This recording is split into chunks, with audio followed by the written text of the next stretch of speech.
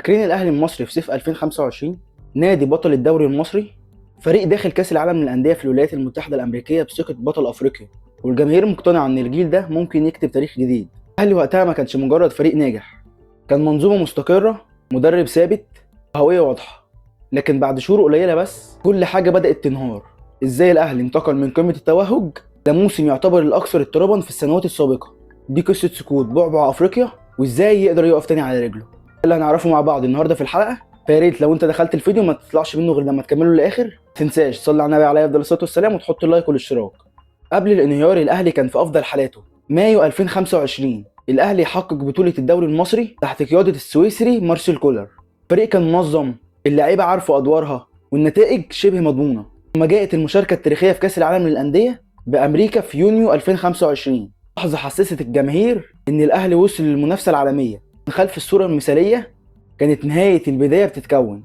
خروج من نصف نهائي دوري أبطال أفريقيا ضد سان داونز كانت نقطة التحول.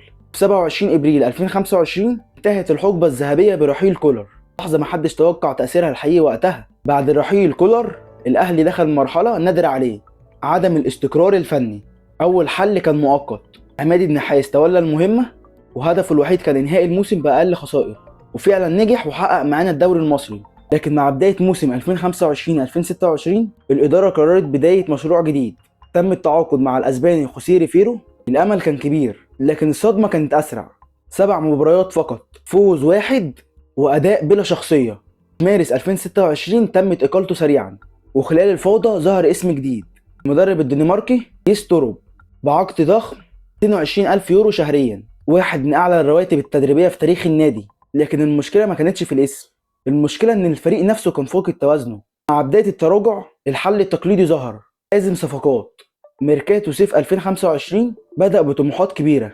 أبرز الأسماء كان تريزيجيه، واللي أصبح تقريبا النقطة المضيئة الوحيدة. لكن باقي الصفقات، محمد علي بن رمضان بصفقة تجاوزت 1.5 مليون يورو لم يقدم الإضافة المنتظرة. عمرو الجزار وصفقات غيره كتير. الصفقات بدأت كأنها محاولة إنقاذ سريعة مش جزء من مشروع طويل.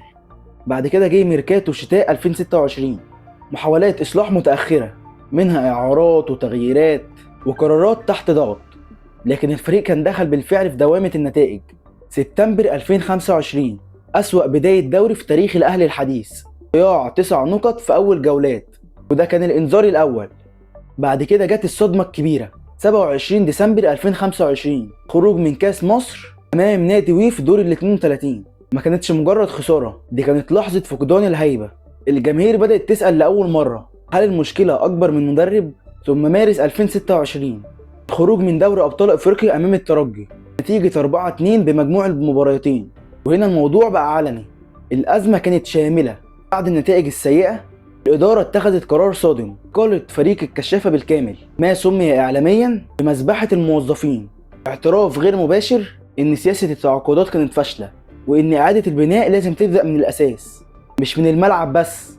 كل نادي عظيم بيمر بلحظة إعادة تعريف نفسه. الأهلي دلوقتي قدام 3 اختبارات: تثبيت جهاز فني طويل المدى، بناء فريق أصغر سنا وأكثر جوعا للانتصارات، والعودة لهوية الأهلي المعروفة، الانتصار قبل أي حاجة. لأن الحقيقة البسيطة، الأهلي لا يقاس بموسم واحد. يمكن الجيل الذهبي انتهى، لكن تاريخ الأهلي علمنا حاجة واحدة: أزمات لا تنهي الأهلي بل تصنع نسخته القادمة. والسؤال دلوقتي مش هل الأهلي هيسقط، بل كيف سيعود.